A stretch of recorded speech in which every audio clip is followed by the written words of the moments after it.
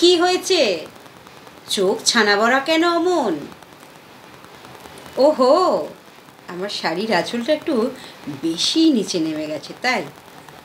মানে স্তনের খাঁজটা একটু বেশি দেখেছেন আর তাতেই আপনার হয়ে গেছে, তাই তো? আচ্ছা, নিজেদের বাড়িতে তো ছোট থেকে বড় হয়েছেন, আর নিজের বাড়ির নারীদের তো কখনো কখনো ভুলবশত শাড়ির আঁচলটা একটু বেশি নিচে নেমে যেতে পারে, কিংবা কিংবা পেটের মাংস একটু বেশি বেরিয়ে আসতে পারে বা বেশি দেখা যেতে পারে, তাই তো? পারে তো?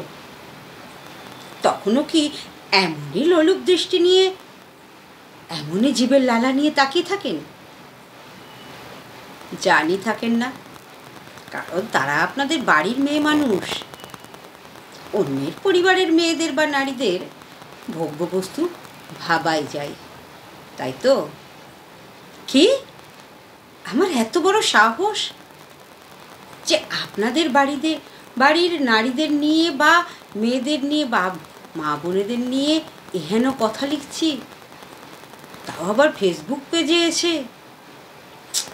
এবার তো নিজেদের পুরুষত্ব প্রমাণ করতেই হবে, আমার কমেন্টে এসে খিস্তি করে, বা আমার মাকে অন্য কারো একটার সাথে শুইয়ে দিতে হবে, তাই তো? শুনুন, যত অন্যের মাকে অসম্মান করবেন, যত অন্যের মাকে খিস্তি করবেন, তত নিজের মায়ের গর্ভকে বাজারে তুলবেন। যত অন্যের স্তনের দিকে লোলুপ দৃষ্টিতে তাকাবেন, তত নিজের মাতৃদুগ্ধকে বাজারি করে তুলবেন। বাজারি, বোঝেন বাজারি মানে? তাই বলছি, সঠিক পুরুষ মানে কিন্তু সমাজের চোখে এক স্তম্ভ, নারীর সামনে দাঁড়িয়ে থাকা এক স্তম্ভ। পুরুষ মানে নারীদের শুধু ভোগ্য বস্তু ভাবা নয়।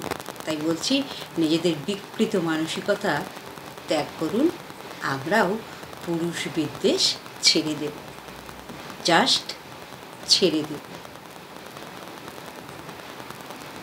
আমার ভিডিওগুলো কেমন লাগছে অবশ্যই জানাবেন। আমার পাশে থাকবেন। আমার ইউটিউব চ্যানেল রং বেরঙে আমরা, আমার ফেসবুক পেজও রং বেরঙে আমরা। ভালো লাগলে সাবস্ক্রাইব করবেন, আমার সাথে থাকবেন, পাশে থাকবেন, এবং লাইক কমেন্ট শেয়ারের মাধ্যমে জানাবেন যে আমার ভিডিওগুলো ভালো লাগছে কিনা। আর ভালো থাকুন, ভালো রাখুন। আবার দেখা হবে।